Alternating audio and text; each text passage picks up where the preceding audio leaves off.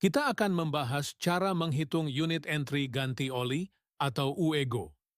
Bagaimana cara kita menghitung UEGO? Berikut contoh soal UEGO untuk PCMO. Bengkel mobil ABC ada pergantian oli sebanyak 1 mobil per hari. Ini untuk semua merek oli, bukan oli Shell saja. Bengkel buka sebulan 30 hari.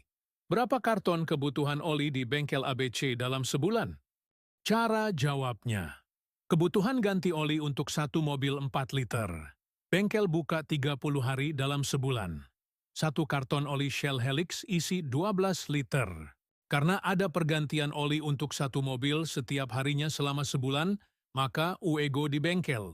1 mobil dikali 4 liter dikali 30 hari menghasilkan 120 liter per bulan. 120 liter per bulan dibagi 12 liter per karton menghasilkan 10 karton per bulan.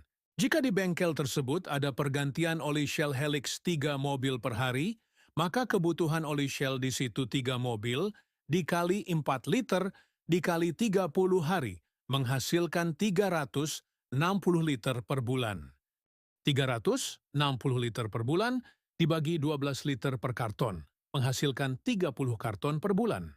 Berikut contoh soal UEGO untuk MCO.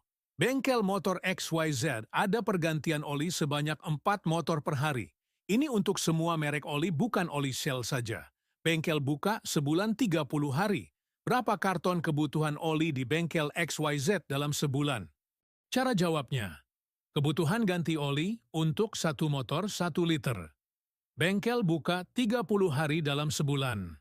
1 karton oli Shell Advance isi 12 liter.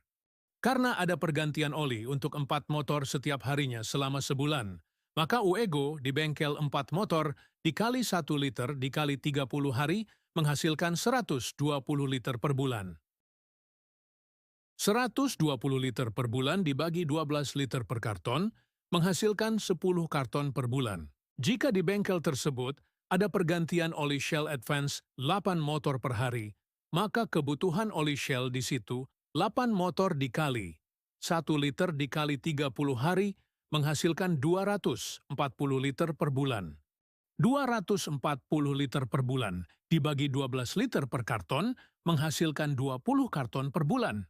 Terima kasih sudah menonton video ini.